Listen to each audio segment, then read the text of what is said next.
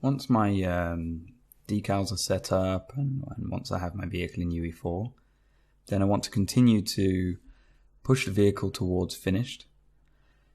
So you'll notice that during this part of the design, I'm kind of all over the place. I might be thinking about new elements to add like I'm doing at the moment, and then the next second I might be adding bevels, and I might just start kind of adding decals around that. And it's because I'm not trying to think of all of these pieces as separate stages in the workflow that I need to do. So I don't want to set aside 3 hours only to do decals and then that's it. I want to sort of fluidly move between all of the different elements and treat them all like they're different sort of tools in my toolkit to create a nice design. So at the moment, this is something that looks like it could just be in the blockout stage. So I'm just adding more information to these in order to make them look cooler on the underside, because again, I want the player's eye to be drawn to these discs because they tell a story. So I kind of hope that when you see them, that maybe it looks like the center areas kind of spin, or at least create some sort of energy between them that helps the whole vehicle to float. But you'll notice that I'll keep increasing the level of detail, and instead of doing my preview renders in Modo now, I'm quickly just running the export, looking at it in UE4, because UE4 is my end platform for the vehicle. So now it's much more realistic for me to go and look at it in UE4, see how it looks, come back here and model away. I might sometimes still use the preview renderer, because if I'm thinking about one very small detail, then it's much quicker to quickly look at that. So now I'm kind of going through cleaning up some of the shapes, or cleaning up some of the actual topology and adding bevels, and then using my force normals to make those bevels look nice. So I'm just going to quickly go around this whole panel, which I've been happy with for a while, so I can say, okay, I can just commit to this and add these bevels, clean up the topology, and then force my normals. So what I want is the minimum amount of topology in order to make this as streamlined as possible performance-wise, but also the minimum amount of topology will help me to easily set my normals the way that I want them to be. So you can see I'm just going around and I'm grabbing the edges that I want to harden, and I'm grabbing the edges that I want to soften, and then sometimes maybe instead of having a very tight hard edge, I would rather have a very small bevel. And this is all just kind of like, I need to do the modeling, quickly send it to UE4, see how I feel, and then maybe I can just keep adjusting it until I'm happy with the result in the game engine, because it's no longer important how it renders or how it looks in the viewport in Modo. It's all about how does it look in UE4. So I'm just going through and kind of refining the final version of this, and then the only thing I would do after this is UV this up and render some masks for it. On this inner edge, the inner edge of the actual vent, I might not necessarily bevel it. This is partially because inner edges quite often look better if they are just a single edge, because they just read better from a distance, they don't LOD poorly. They also are much cheaper because I'm not wasting all of those polygons. It can be very expensive to go through and beveling up all of the edges, because you're kind of more than doubling the poly count all around those edges. So you need to make sure that you're doing it in a way that's worthwhile. So as you can see here where I've added it on those front vents, I'm getting the payoff so that it feels worth it to add those extra polygons. But if I was to add it on inner edges or areas you can't see, then I'm simply increasing the poly count for no real payoff. And I don't really want a tech artist to come and complain to me about how heavy the poly count is on this due to bevels, because that is something that would then take me a lot of time to kind of go through and unbevel it. So when I'm working like this, like, I tend to err on the side of caution, and later on I can increase bevels if I really need to. But you can see that this panel is kind of the first of of all of the bodywork that I'll do this to. And I'll simply just go through, make sure the topology is clean, make sure it's beveled in areas I want it to be beveled. In a lot of these panels around the front, I am beveling the underside, just in case you can get the camera around and look at the camera that's on the front of the vehicle.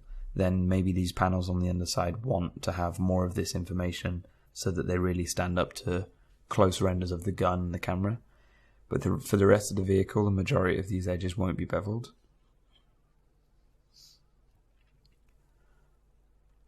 And as you can see, I'm simply just going through, adding my single bevel to any kind of shape that I'm happy with. So I think at this point I'm pretty much ready to do this to all of the bodywork, because it's been like this for like these, as you can see, the modeling is sped up. So for me, it's been like this for several hours. So I've been looking at it like this and not having any problems, maybe showing my girlfriend and not have it, and sort of her not having really anything that's sort of really obviously wrong with it. So at this point I'm saying, okay, I'm happy to commit to these shapes. So I'll do my bevels. There are unbevel scripts that I can use to unbevel if I need to, so I'm not too worried about the amount of work it would take to actually go backwards to a point at which I hadn't done this. But it's not super destructive. It's very easy to UV. And simply the fact that this process is removing the need for me to bake it is making it far more iterative than a typical kind of like baking workflow anyway. So as I go through, especially areas where I might have an engon, I'm just going through kind of flattening the faces out and making sure that I'm not getting bad surface shading, because the normals are weird because I've allowed an engon or something like to become not flat, so then maybe it's triangulating in a weird way. I don't always clean up my engons. Sometimes I might take an engon that's being used over sort of like a curved face, and I'll make sure at the bare minimum that it's been turned into quads. And sometimes I'll turn it into tris because I really want it to triangulate in a specific way. But in a lot of cases, like you'll see on this vehicle, a lot of the engons, because they're flat, I'll just leave them as engons all the way till the end of the process, because all I require from this is that the normals that I'm setting up for it in Modo are translating through to UE4, and then otherwise I don't really care how it's triangulating. In some cases, I might want to ensure that it's triangulating in the cheapest way possible, but it's not very often that something can triangulate and increase the actual amount of triangles versus how you would triangulate it. So you can see that although all I was doing on this element is just adding bevels and doing normals, I'm still thinking I need to increase the information here as well, which is why I'm doing this normal decal. So you'll notice it's a very iterative process, going back and forth between do I want to add normal details? Do I want to add these kind of decals that I'm looking at now? Do I want to add more modeling in? It's still something I can do at any stage. I can still say, okay, I want a big vent here, or I want a connection, or I want a socket or an outlet or something on this face. I can still just model it in, do very simple bevels, and then continue, because I don't have any actual UVs yet that I'm dedicated to. And obviously I'm not baking. So what I'm doing now is I'm just going through and saying, okay, I need to improve the font on some areas, just to kind of unify the design, get my kind of 30-70 ratio that I'd spoken about. So this is where it's a really good example of where I might use my preview renderer still, because this is quite a fast process, just to kind of go through and say, I want to push this decal work further now. And I could sit and work like this for several hours. I could say, okay, I'm going to model into this asset or this part of the asset, but while I'm modeling maybe the detail I feel that I need in this space, I don't need it to come from modeling. Maybe I really want it to be a warning label, or maybe I want it to be a slightly sarcastic label for the gun, or whatever, or just a normal decal. And what I want to be able to do is comfortably just move back and forth between all of those different tools that we've spoken about in order to improve the overall design. But the big difference between this is I'm not having to push my design to final, show it to an art director, and then when they're happy with the final design, then commit to the whole workflow of how do I take that through to a game engine. I'm able to take my block out, put it in the game engine, add finished materials that will just tile across temporary UVs, add temporary decals and temporary normal decals that can all be iterated on. And this means that every part of the process can be extremely slow. Like modeling isn't the fastest thing to do. So what I want to do is, as much as possible, remove the high poly workflow from this because it's slow. So to do that, then I reduce as much of it as I can down to this mid poly workflow.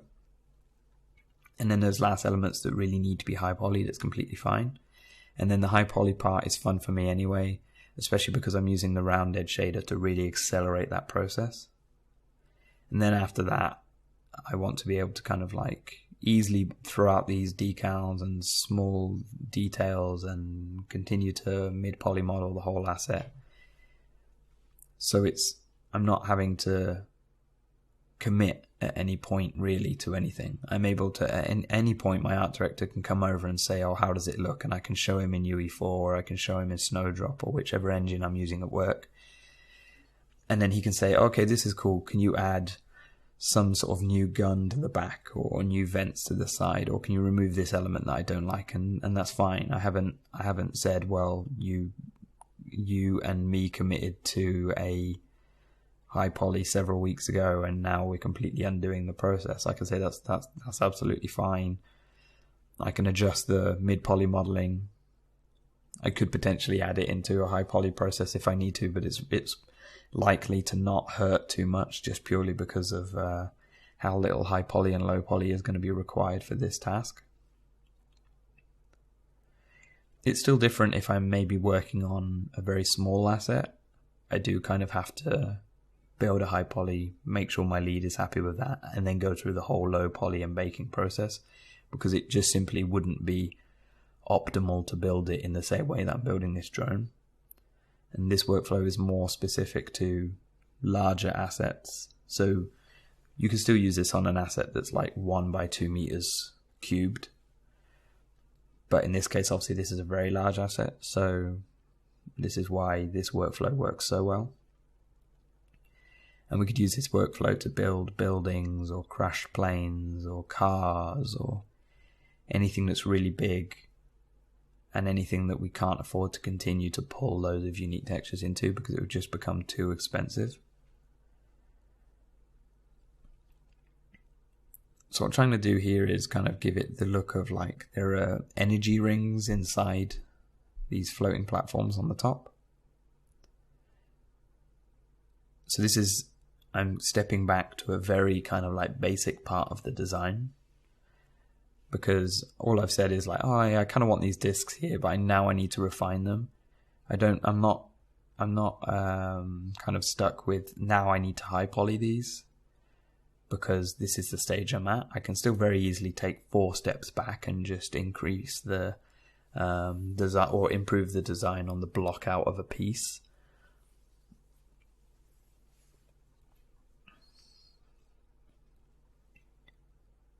So here I'm just continuing to add to the general fidelity of this. So I'm grabbing all of the edges that I feel need to be beveled, running my script, and then I'll just have a quick look at it and say, yeah, that looks good. So the piece, for example, that I just have done, that would be my final modeling for that piece. And then I would say, okay, maybe I need some bolts, so I'll add those with normal decals later on. and I obviously already have decals. And then also, the one thing you'll notice is a lot of areas, when we look at them in UE4, they look quite boring because they are just flat materials at the moment.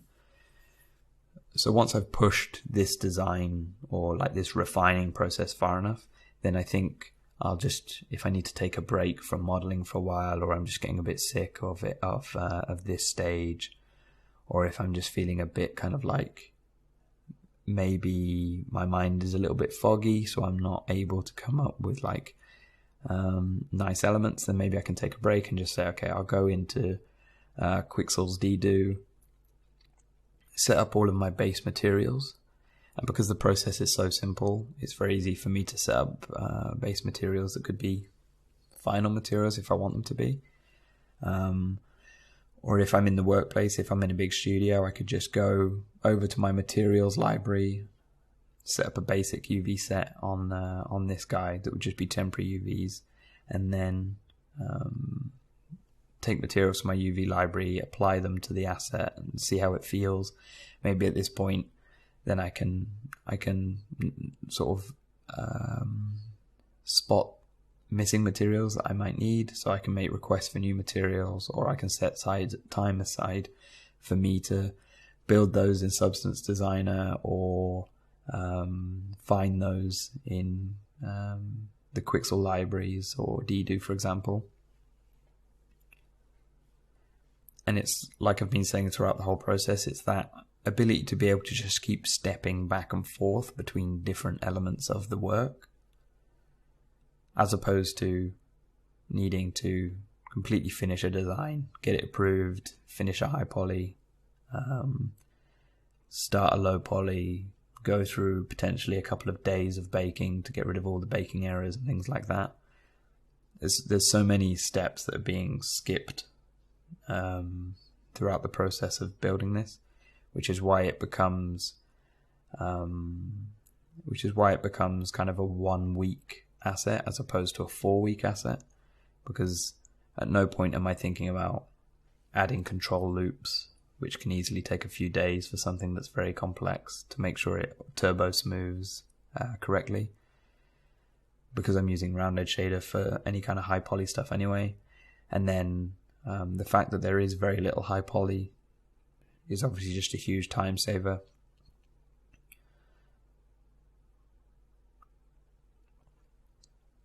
So I'm just kind of going through with the same sort of thing. Like, I feel happy with this panel, so I'm just tidying the panel up slightly, making sure that those panel lines around it feel slightly tighter, and then I'm just adding my bevels. And you can see that I'm getting lots of errors in my bevels, because maybe it's creating weird verts every so often when I'm beveling. So once I'm kind of like, yeah, no, this is the size of bevel I like, then I'll go through and I'll just clean up the verts, maybe clean up the actual polygons that connect to them, and then I'll just reset my normals, and you can see that they kind of stop breaking. And so I can just look at the panel in UE4, see how I feel with it, then say, okay, I like that, so I can take a step back and think, okay, what should I do next? I've done the kind of big front panels, I've done the pivot that the gun will move on, I've done a lot of the panels on the side. So you'll notice here that what I'm doing is, it's only really the bodywork that I'm refining at the moment. So at some point I need to kind of commit and start to push the detail on the baked components. So the gun, for example, or the afterburner and stuff like that, I still need to kind of push this stuff to finished. So at this point I'm going to say, okay, these elements that I've added bevels to, they look good. I'm happy with the modeling because I know what the final process is and how nice they will look. So now I need to say, okay, I need to start to increase the level of just the kind of fidelity that's needed to make it believable, because I have to be very careful not to just increase noise and make the whole vehicle sort of lose composition. I need to make sure that it's got detail where it's needed, because it tells a story.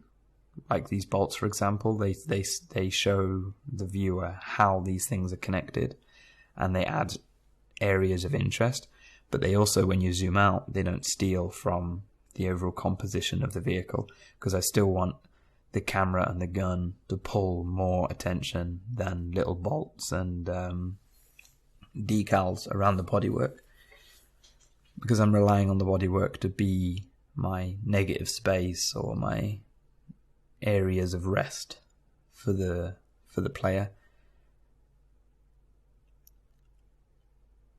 So what I've done is I've set up one bolt, and I've placed that on 0, 0, and now I have a paint tool which will just paint out instances of the bolt.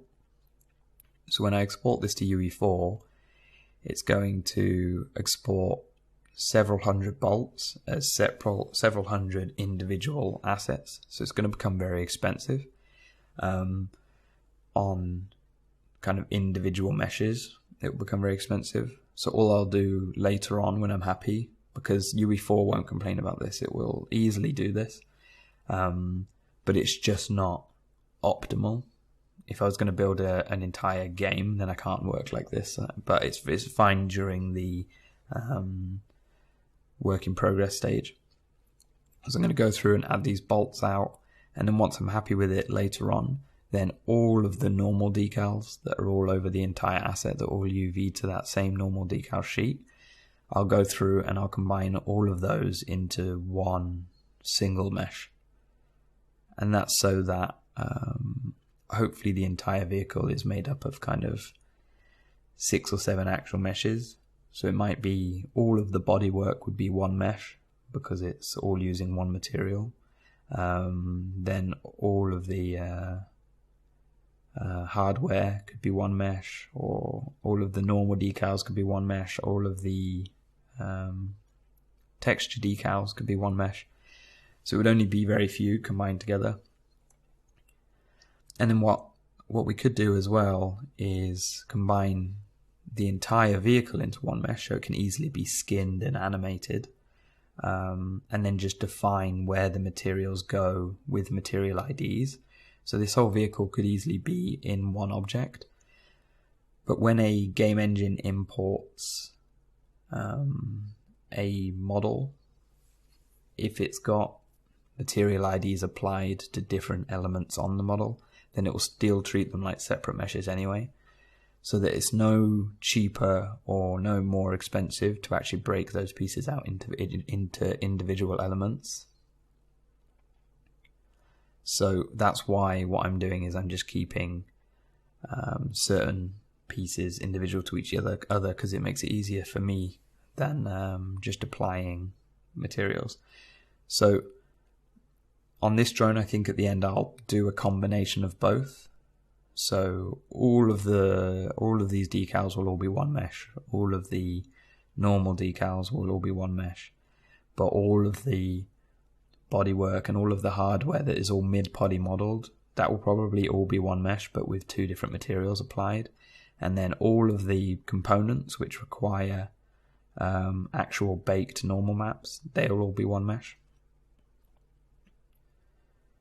So I kind of created this little sheet of just the kind of look that I want the sort of branding and typography to follow. So I'm looking at that really quickly to say, okay, what elements can I steal from that? I did this before I even designed the drone. So I'm kind of thinking, like, early on I wanted this sort of slightly sinister looking OTEC branding. So I needed sinister looking fonts, skulls in triangles. So it's like slightly piratey. But kind of symbolizes death in a sort of a subtle way in a small decal and one element. And I'm thinking, like, how can I design that into my vehicle now? So here I'm thinking like it'll probably have caution or air intake or something just pointing to the front of the air intake, just to kind of create consistency between the huge air intakes on the sides and any that are on the front of the vehicle. And then you can see here I'm just doing the same thing, sort of repeating these small elements that you've seen all over the place. They're mainly just doing to increase a little bit of interest in those areas. But also you would probably have caution arrows pointing down because of the gun and moving parts and things like that, so that when there's someone working on the side panels of the vehicle, then they're sort of like hopefully just thinking, okay, I should be careful of any kind of movement that could potentially happen from the gun, or maybe you need to fasten it in place or turn off some sort of override or something like that could stop it from moving. So it's just these general little details which I'm not putting a ton of thought into, because the main reason for them is just to increase interest in certain areas and to stop any of the faces or areas of the vehicle from becoming boring and bland looking and unfinished. So a combination of small details coming from modeling or from decals, and then even smaller details that will be built into the actual texture maps and materials will help to stop any large open areas of rest from looking unfinished, because that's also something I have to think about while I build my design, is that I don't want any space on the drone, even though it's there to kind of like be boring and to draw your eye towards the more interesting spaces, I also don't want it to look unfinished. So at no point do I want any material or any element on the whole vehicle to have no information in kind of a 10 centimeter square. So typically what I do is on the bodywork of a car or on the bodywork of a big drone like this, is that I want my materials to have a small amount of breakup and interest as well. So the level of detail is just getting smaller and smaller and smaller. And that helps to just really give it the fidelity that it needs. Because there's nothing you can really look at in life that is completely flat. It might have specular variation or normal variation or just general sort of variation in the roughness. So like even a radiator could look quite flat when you look at it. But the lighting that's kind of going across the radiator you're looking at is going to change all the way across, and the lighting in real life is so much higher fidelity than the lighting in a game engine that maybe we can't reproduce that. So then that's where we would say, okay, well, we can't have this asset look completely flat from across the room. So what we would need is to add extra fidelity through the albedo map or through roughness or specular or maybe a little bit of normal, just to make sure that things that humans are used to seeing everywhere, which is slight breakup across every single surface they ever see, we're faking it in some way. Because until everything is ray traced and until machines and especially GPUs are far more powerful than they are now, there's no way we can reproduce that sort of lighting effect that everything has. Which is why even in these small areas that are supposed to be simple, I'm kind of keep adding until it feels like now it has a minimum amount of fidelity across the whole thing.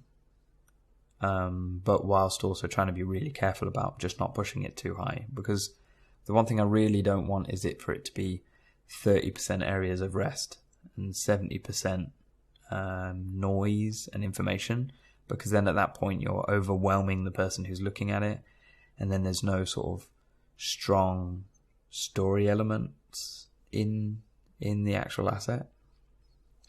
So it kind of needs like an intensity curve where you need to, as you look from the vehicle from left to right, is potentially like at the start of the vehicle it's a kind of higher intensity because you're seeing a camera and a gun, and then the intensity drops because it's just an air vent, and then after that the intensity raises very, very slightly because of the boosters on the sides and maybe the flying discs. But as you kind of rotate around the back, maybe that's the kind of like the highest intensity point of the design, is that you're seeing this big, really cool looking afterburner. I can totally imagine that this could have a sort of a 360 turntable vehicle later, where you can imagine the music kind of kicking in and you see the design from the front, and the music should really build as it gets round to the back of the vehicle because it feels cool there.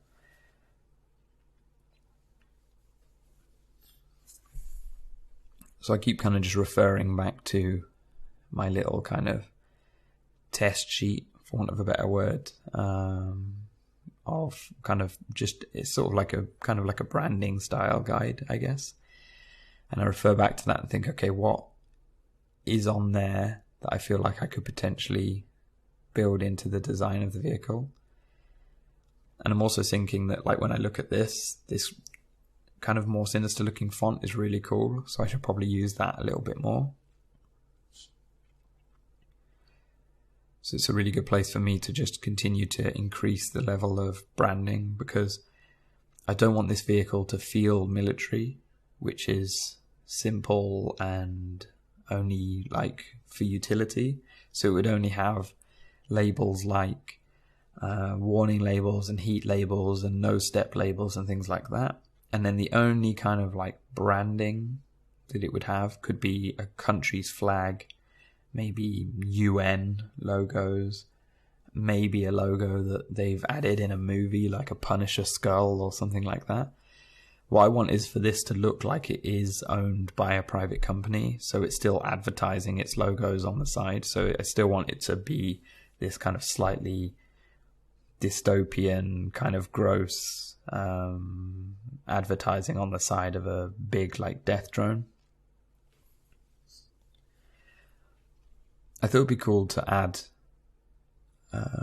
Chinese characters onto the vehicle in order to try and maybe make it look like it's being used in a city that is multinational, because I think that in the future, obviously, languages will just increase and increase in different cities as we all move closer and closer together.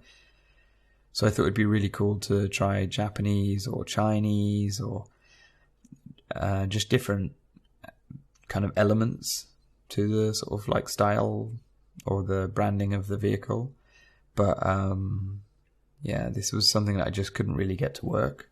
But again, it doesn't matter, because no matter how far along I am in the process of this vehicle, it's very easy for me to continue to be iterative like we were speaking about. So I can add this, try really, really hard to get it to work on the side of the drone, and eventually when I feel like it's just failing, or it's pulling information, or it's pulling the eye too much, or it just feels confusing, which I think is the case now, then yeah, then I can easily just delete that and continue on. So you can totally imagine that maybe my art director or someone at work or my lead or whoever has just said, I think it would be really cool if we can add the branding for this faction into it. So even after the vehicle's completely finished, I could say, okay, I just need to add a little bit of branding into my texture in Photoshop, and then I can just grab a couple of planes, place them wherever I want to on the vehicle, and add that faction branding, or even start a new decal sheet for the faction branding.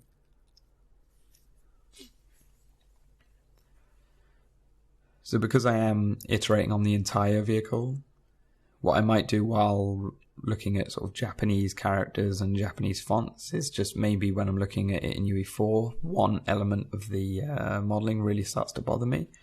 So I might think, okay, that the sort of tail fins at the back are just looking really kind of unfinished or boring at the moment. So what I should do is quickly just go and push those. So I am kind of jumping around back and forth. I do find that when I work like this, sometimes I have to write a little list of what are the important areas that I've not done yet, so that I don't forget those. So that if I'm kind of working for an 8-hour day, then if I'm getting kind of towards the end of the day and I'm thinking, oh, what on the vehicle do I need to finish that I haven't thought about, then I can just refer back to my little list. So maybe right now I'm working on the tail fin, but while I'm working on the tail fin, I might think, oh, it would be really cool if there was lights on the ends of these. So I just quickly like note that down and then think about it for later. So you can see that as I'm working on it, I'm not just increasing the fidelity through the modeling, I'm also adding, taking some of the polys, floating those, adding some of my normal decal to it in order to just increase the level of information that's going on there. So any things that I could use here would just be normal decals, or I could just add tail numbers to it, or I could add maybe dirt and scratches later on in my shader setup, or like I'm doing now, I can simply just take an area and apply my normal map to it. my thought process was that with the tail fin is that I didn't like the seam running all the way down the center, because it started to increase the noise a little bit too much and then started to draw the eye. So I want them to have enough information going on that they look cool and they look like they're built into an interesting vehicle, but at the same time I don't want them to be so interesting that they start pulling the eye away from things that actually matter. So again, I'm just going through and I'm thinking, okay, now that I've finished going off on a tangent about what kind of logos do I want or which pit would I like to bevel, then I'm thinking, okay, I should continue with my task that I started a while ago, which was to keep adding these bolt decals. So I sort of just continue with that and keep looking at them in UE4.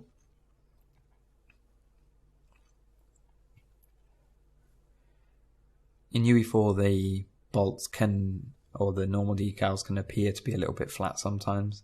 So what you might want to add is AO into the bolts, just to give them that, or into these details to give them extra depth. I'm not sure if you can add AO in UE4 at the moment, which I think is 4.21. I don't think you can add AO into normal projected decals at the moment, but maybe you can. Otherwise, what you could do is albedo, just to give like a bit of grime around the details, or maybe you could add roughness variation, which is what I'm going to do, just to give a slight little bit of contrast. So now I'm thinking about how do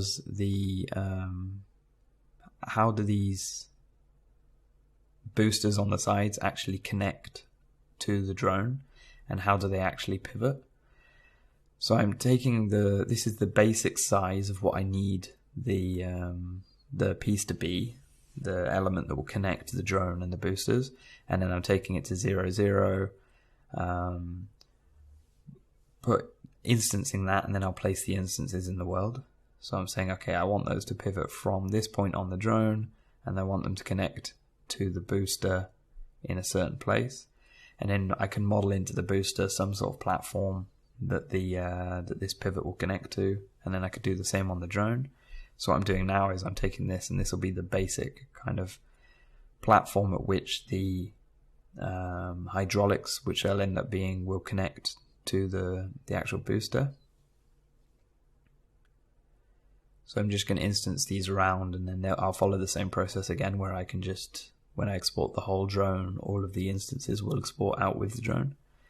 And now I can say, I know that this is the rough shape that I want, because I've kind of been, during the design, I've kind of been putting off this element, because, to be honest, I was just sort of confused about how I would actually make these kind of pivot. So I'm thinking that I want to go with this sort of like Stuart platform design. So I'll take those, add them into my reference sheet, and then start to look at those as I'm modeling. So now I'm thinking, okay, in my original version, I'll just quickly block out a Stuart platform, figure out if that works in my composition, because I'm thinking I do want to increase the amount of information that's going on in these areas by quite a lot, because it is an important element for me in the design. I do want it to look like this thing is highly maneuverable and quite nimble. So I'm thinking that if I increase the level of detail around the actual boosters, then the player will spend more time looking at those and thinking they look cool. So I'm thinking Stuart platform would be really nice, because it is a lot of detail and a lot of interest inherently modeled into it, purely because it is using kind of like 6 different hydraulics, and then obviously cables that will run up through the middle in order to send power out to the actual boosters from the drone body itself. So all I'm doing at the moment is I'm kind of keeping it relatively simple, sort of getting the base shape that I want, and then I'll do that to the top of the Stuart platform, and then I'll quickly kind of add the different hydraulic points, figure out how on earth to model those, give them the right kind of angles and how they would all work and move between each other, and then duplicate those around the Stuart platform, and kind of add symmetry. So at this point I'm just thinking this is where all the hydraulics would connect. And then this point in the center would be the point at which the Stewart platform would pivot around this. And this bit would be kind of a housing for the cables to run from the inside of the drone out to the actual boosters. And as you can see, all I did was I made the base shape that I'm thinking, but I'm thinking of it as a negative shape so that when I boolean it away from the actual asset, then it takes a little bit of getting used to, kind of thinking, how will this look when I do the bevel? But you get used to it very quickly. And all I'm doing is I'm mid-polying this piece, because I'm thinking like this top piece of the Stewart platform or this bottom piece and the top piece, they won't need to actually be baked because they're not actually very small. And you can see that this mid-poly workflow even works like quite well for offline renders. And as you can see, it's a very fast process. So I could easily leave a lot of things like this. So now I'm thinking that the hydraulics move up at kind of like a 30-degree angle until they connect to the top. So I'm thinking, where would the connection points actually be? And then I'm thinking, how do I pivot those around? How do I pivot those around the very center of the actual asset to make sure that they kind of make sense? Just so it's quite kind of realistic. So it's a bit mind-boggling at the moment, trying to figure out exactly where all the connection points would be. But this is definitely the most kind of complicated bit of the actual asset. After this, it's all kind of pretty easy.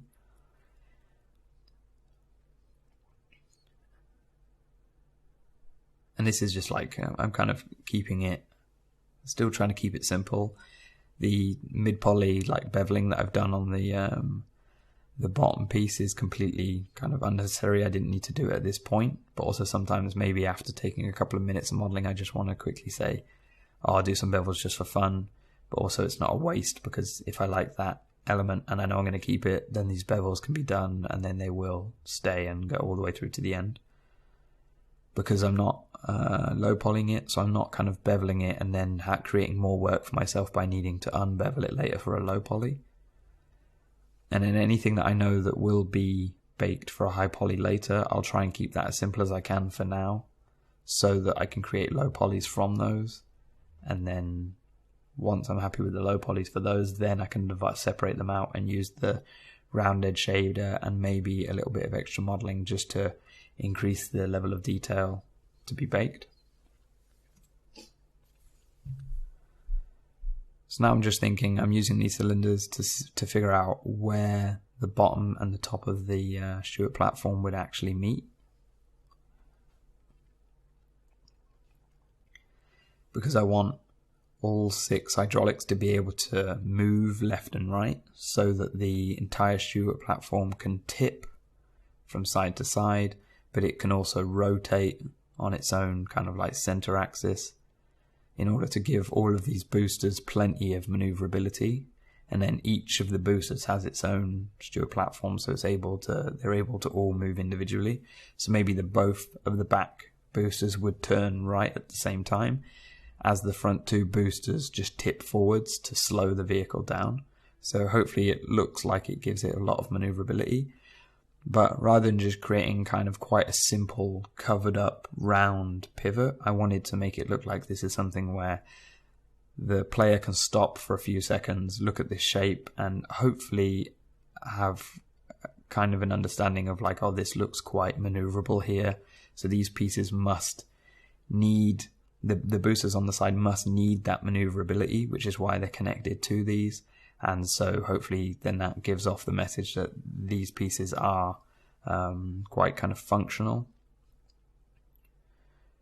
So it is kind of using sort of function over form in this part of the design, just to really kind of like hit home, or kind of really like or give the message that this is a functional part of the vehicle. And then I personally think that Stewart platforms look really cool anyway, so it's finding that balance between making sure it looks cool and also is functional and does what I need it to do. So now all I'm going to do here is I'm just going to kind of add some extra detail to the very center of the actual platform, so that I can figure out where do the cables run from on the bottom of the platform and then connect here to the top of the platform. Because I'm imagining having cables just running straight through the middle of all the hydraulics. So the cables don't really need anything to protect them because they're protected by the actual cables, and then also they're probably kept quite taut by mechanical elements in the actual platforms as well. So here I'm just sort of looking at them and thinking, okay, does this feel bulky enough? Do I feel that it adds to my design? Do I feel that it adds the element that I'm kind of hoping for? The one thing I'm thinking as well is, how will it look when I actually introduce chrome and metal into this area? Because obviously that will just add another layer of noise or contrast or just general information. So once I've looked at it in my preview render and I'm quite happy with the design, then I'll just continue to increase the amount of detail in these first two original hydraulics, and then these ones will be duplicated around to cover the other four when I'm happy with them. So I'm just looking at reference a lot here and figuring out, I mean, the actual hydraulic is quite basic, so that's not too difficult, and I'll just force normal these.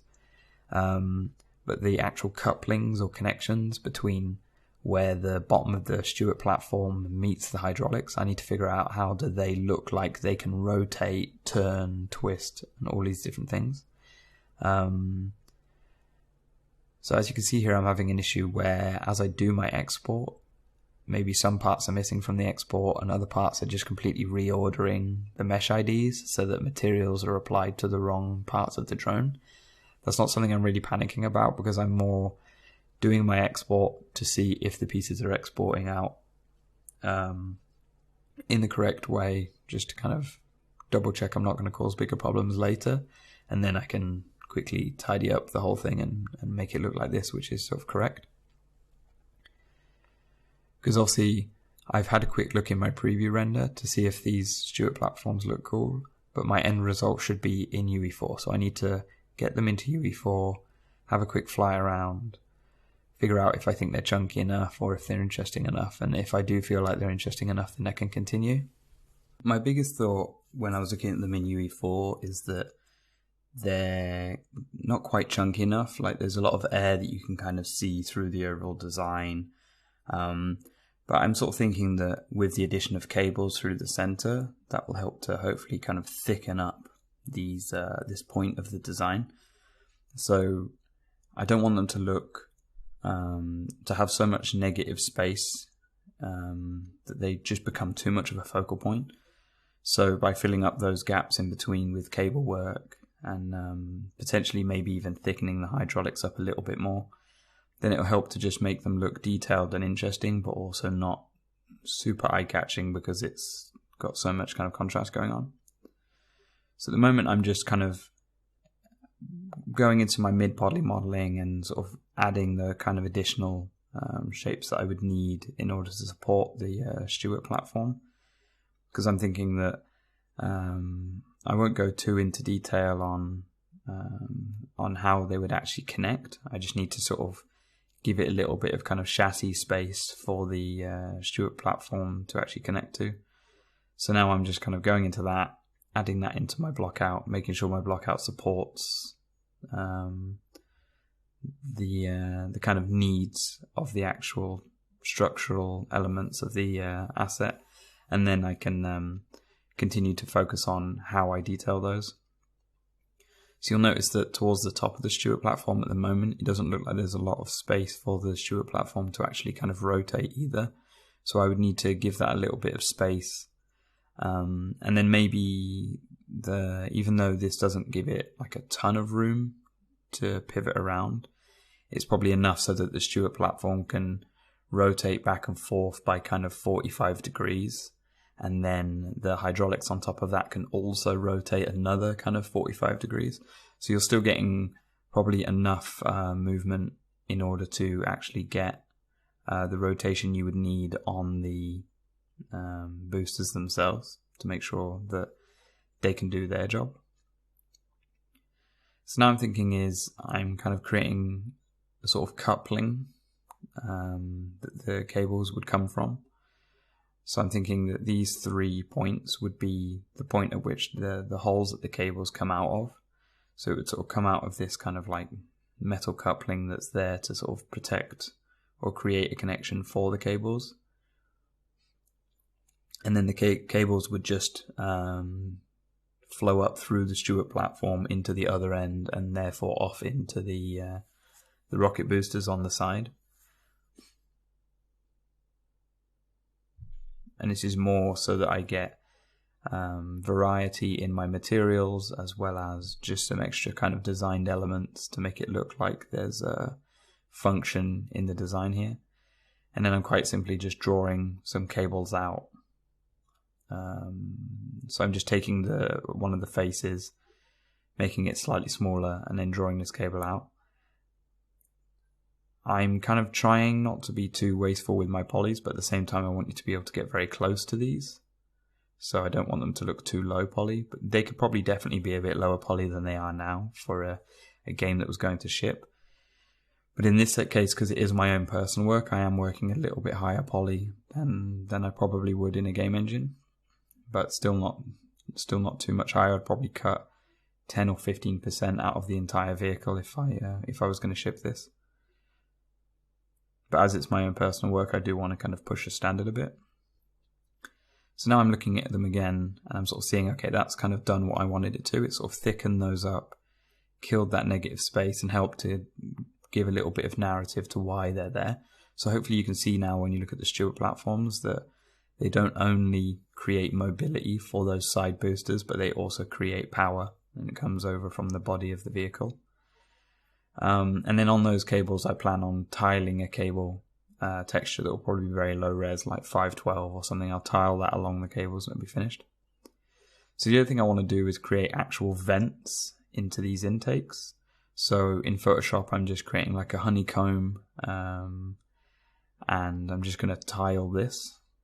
And then what I'll do is once I've tiled this, I'll create an alpha from this, and I'll create a normal map from this, and then my diffuse and my roughness and everything will probably just be constants because they'll be quite simple. So I'll just tile this over over those planes that I've just placed in order to create a grid effect, and then I'll scale it to whatever texture resolution I'm happy with, whatever looks interesting but not too noisy either. And obviously the point of these is to make it look like a bird or some bigger debris couldn't be sucked through the engine and do much more damage to it. So it's just like a typical air intake basically. So what I'm doing right now is just making sure that I can get it to tile. So I'll just kind of scale it around a little bit. Then I'll go into filter, offset, and offset the whole thing until eventually I can get the whole kind of pattern to tile. And then I'll probably take this, apply it to my planes inside Modo, see that it's kind of tiling and doing the effect that I want. And then once I've done that, then I'll generate a normal map from that.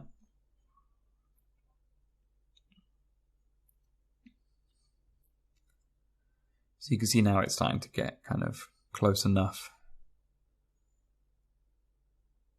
It's pretty hacky, but it sort of does the job.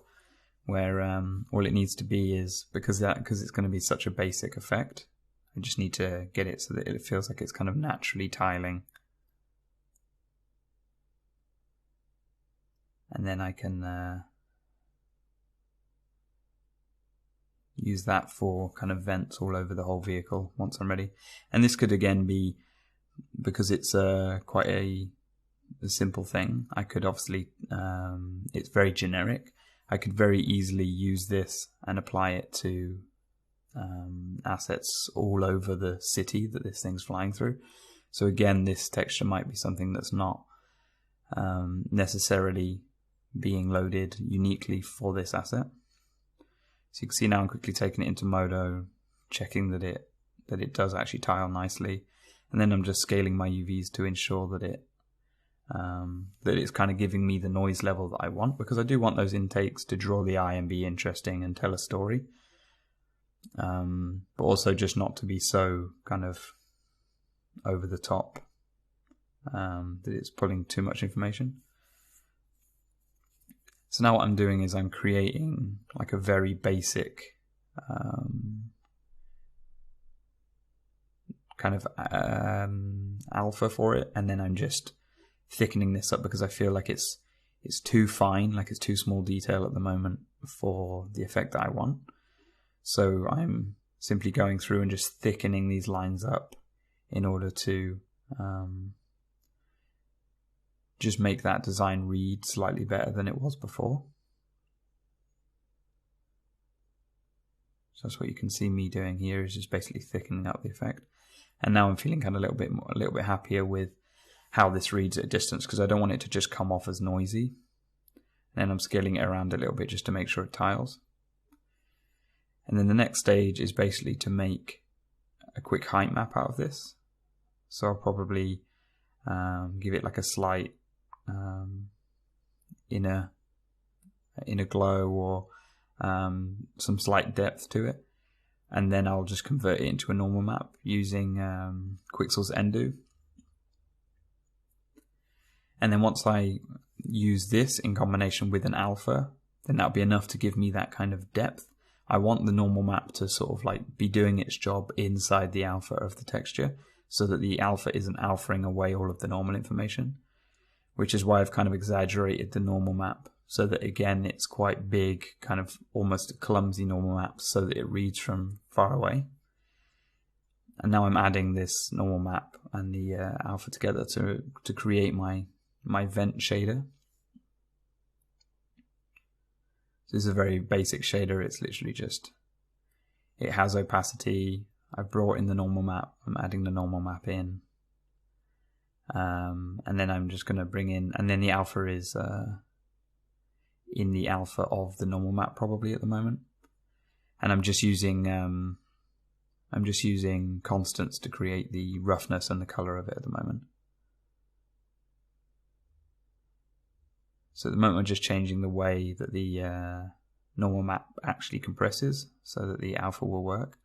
But I think at this point I found that there's a bit of a problem with the way normal maps store their alpha. So I've decided to throw that away and just load in the alpha map separately to the normal map, load that into the shader, and then just apply that to the shader.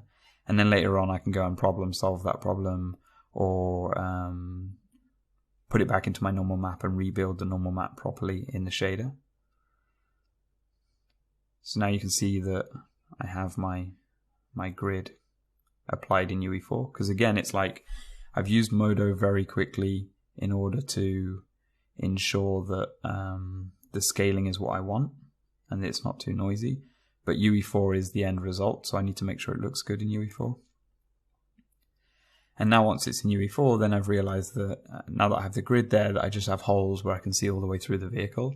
So I'm basically capping the modeling here. So I'll have the same kind of hardware material just below, just to give me depth, and then hopefully AO and just the rendering in general will stop it from looking too kind of like faked. So yeah, once I've added my vent material, then it should hopefully look like you're not being able to see through the vehicle, and it gives it depth.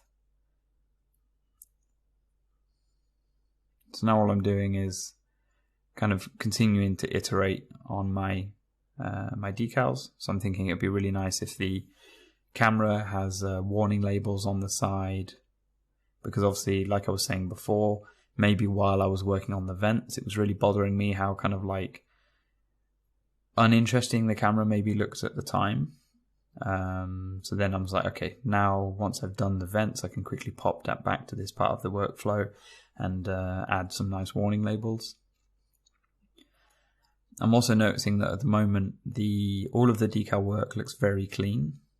The overall shaders for the whole asset are quite kind of like scratched up and a little bit beaten up, and then later I want to add scratches and stuff like that. So at some point I need to go in and just beat up the actual alpha of the diffuse, just to make sure that the alpha isn't completely neat. Maybe it's got little scuffs and scratches where the decals and the stickers have been slightly scratched away from the bodywork of the asset as well, because it needs to look like it's placed on top of the bodywork. So if the bodywork has been lightly damaged, then the decals need to look like they're lightly damaged too. So all I'm doing is going through here and adjusting the color so that it's not too extreme. And I'm also giving, you'll notice in the diffuse map all the time, I'm giving this kind of padding to all of my color areas, so that as the texture for the decals mips as you move away, it doesn't give you any kind of like black lines or general mipping problems like that. So again, I'm thinking here like this is a really good opportunity to repeat the number of the actual drone, like the Reaper 13 number. So I just continue to add these little details, see how they feel very quickly in Modo and maybe in the preview render. And then it's very quick to just quickly export that to UE4, see how it looks in UE4, and see if I'm happy with it. One thing you might have noticed is I'm having to manually select my asset, choose the FBX I wanted to export it to, and replace it because I couldn't get my export script to work. But it'd be much nicer if it was just exporting quickly on a hotkey. So now what I'm doing is I'm taking a imperfection map from Quixel Megascans, and I'm combining this into my alpha map. So I've just inverted it, and then I'm overlaying it into my alpha map in order to slightly break up all of the decals so they look like they have scuffs and scratches and things like that. And that will really help to look like it's combined into the overall aesthetic of the vehicle that I want. So now I'm very quickly taking my tiling cable material that I want, which will be a nice kind of like simple braided kind of rubber material. And I'm UVing these cables very quickly and just tiling the material across it. Because at this point I just want to see, like, I've done the decals, I've done all the basic materials, I have all of my chrome and my vents and everything in. So I need to see if what I'm planning on doing with my cables actually works, or whether I need to kind of like go back to those and figure out a better process for tackling the cables, or maybe it needs to be some other kind of design. So I don't want to leave it flat and uninteresting for too long. So again, I'm just creating a very basic material where I'm bringing my normal map in, using constants for the color. I'll probably use constants maybe for other areas, but at the moment I'm just using constants for the color. I think I have AO built into my reflection map, so I have AO roughness met on this in my reflection map, and I have a constant for the color, and I have normal information obviously. And then what I'm doing now is I'm using a constant just so that I can adjust the overall roughness of it. So now that I've done a little bit of my material work, I want to continue, go into Quixel, create some materials, and then create the UE4 shaders needed for the whole vehicle. So I'm going to go and do that next.